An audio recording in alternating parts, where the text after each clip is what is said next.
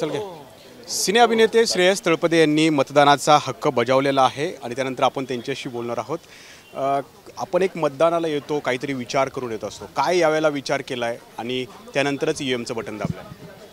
Of course विचार तर असतात डोक्यामध्ये. यावेळी थोडे काय म्हणतात, थोडं कन्फ्युजन पण होतं की नक्की काय चाललं आहे महाराष्ट्रामध्ये. आणि आता आजचा दिवस जो महत्त्वाचा दिवस आहे आणि जे आपण आपला हक्क बजावला आहे, आणि मी बाकीच्यांनाही विनंती करेन की प्लीज येऊन हक्क आपला तो बजावा. कारण शेवटी आपल्या हातामध्ये हेच आहे आणि प्रत्येक उमेदवारालासुद्धा माहिती आहे की जे काय आहे ते आमच्या हातामध्ये. सो आपण हे जर काही असं बोललो की शेवटी एवढंच आहे, पण ते खूप महत्त्वाचं आहे. मला वाटतं हे मत खूप महत्त्वाचं आहे आणि आपण प्रश्न विचारणं खूप महत्त्वाचं आहे आणि त्यांनी ती उत्तरं देणं पण तेवढंच महत्त्वाचं आहे.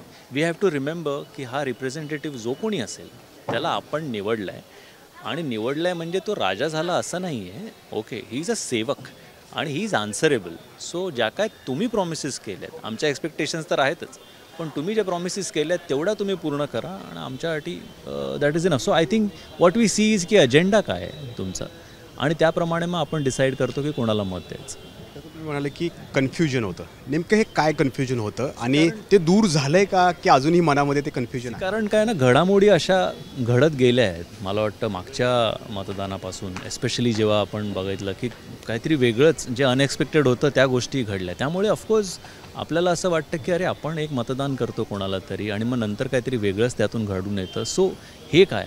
सो माझी खरं तर रिक्वेस्ट ही आहे इलेक्शन कमिशन ऑफ इंडियाला की या अशा पद्धतीच्या गोष्टी पुढे घडू नये ह्याच्यासाठी तुम्ही काहीतरी करा. सो म्हणजे आमच्या मनामध्ये कन्फ्युजन होणारच नाही. तुम्ही जर का एका गोष्टीवर ठाम राहाल तर आम्हाला कॉन्फिडन्स येईल.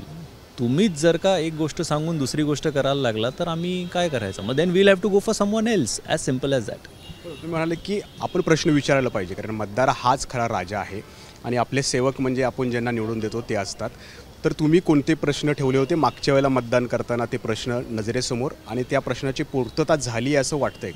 प्रश्न ना प्रत्येकाचे वेगवेगळे असतात, पण मला वाटतं सामूहिक एक जे काय बेसिक इश्यूज आहेत ते आपण बघतोय तसे होत आहेत का? जसं एक डेव्हलपमेंट आहे, जसं एज्युकेशन आहे, जसं हेल्थ आहे, तर या गोष्टींचं काळजी घेतली जाते का? की सिनियर सिटीजन्स त्यांच्या काही मागण्या आहेत, त्यांच्या काही एक्सपेक्टेशन्स आहेत. So obviously we take care of all this things.